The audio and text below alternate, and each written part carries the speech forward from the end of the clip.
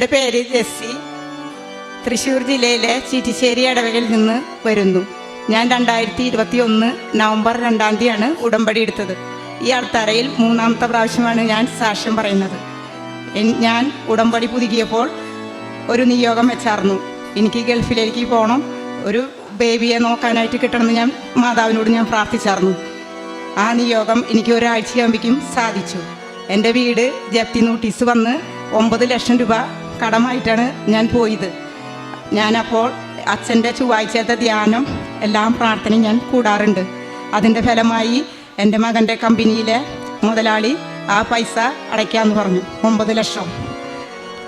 എൻ്റെ മകൻ്റെ ജോലി ചെയ്യുന്ന കമ്പനിയിൽ മുന്നിൽ കയറിയാർന്ന കമ്പനിയിലെ പാസ്പോർട്ട് വാങ്ങി വെച്ച് 1 കൊല്ലത്തോളം പാസ്പോർട്ട് കൊടുക്കാണ്ട് ആകെ ബുദ്ധിമുട്ടായി. ഞാൻ പ്രാർത്ഥിച്ച് പ്രതീക്ഷിക്കാരൻ്റെ പ്രാർത്ഥന 7 പ്രാവശ്യം മുട്ടുമ്പോൾ നിന്ന് പ്രാർത്ഥിച്ചതിൻ്റെ ഫലമായി എൻ്റെ മകന് പാസ്പോർട്ട് തിരിച്ചു കൊടുത്തു.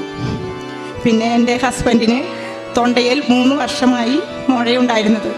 ആ മുഴ ഞങ്ങൾ കാര്യമാക്കിയിട്ടുണ്ടായില്ല. ഞാൻ ഗൾഫിലേക്ക് പോയപ്പോൾ ആ മുഴ 2 മാസം കഴിഞ്ഞപ്പോൾ അത് പഴുത്ത് വെള്ളം പോലും ഇറക്കാൻ പറ്റാണ്ടായി. അത് ഉമിനീർ ഗന്ധിയിലായിരുന്നു.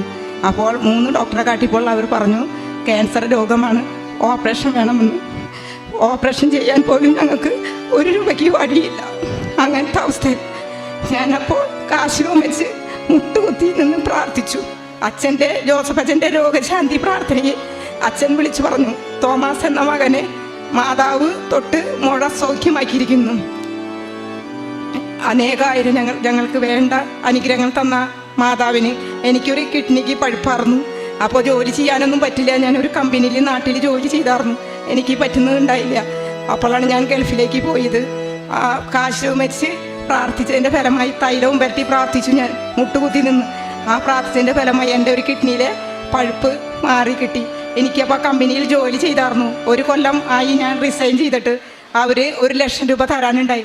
അവർ ആ പൈസ തന്നില്ല.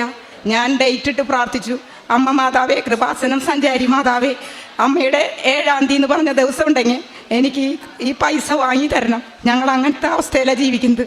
അമ്മ 5-ാം തീയതി എന്ന് പറഞ്ഞ ദിവസം എനിക്ക് ഈ 1 ലക്ഷം രൂപ വാങ്ങി തന്നു.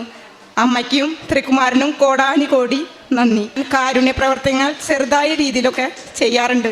ദിവസം കുർബാന കൂടും, കുമ്പസാരിച്ച് കുർബാന കൊള്ളും, 2 നേരം പ്രാർത്ഥന ചെയ്യും. പിന്നെ ഷെയർ ചെയ്യാറുണ്ട്, ധ്യാനം കൂടും, ഷെയർ ചെയ്യാറുണ്ട് എല്ലാവർക്കും. ഇത്രയും തന്ന ത്രികുമാരനും അമ്മ മാതാവിനും കോടാനുകോടി നന്ദി.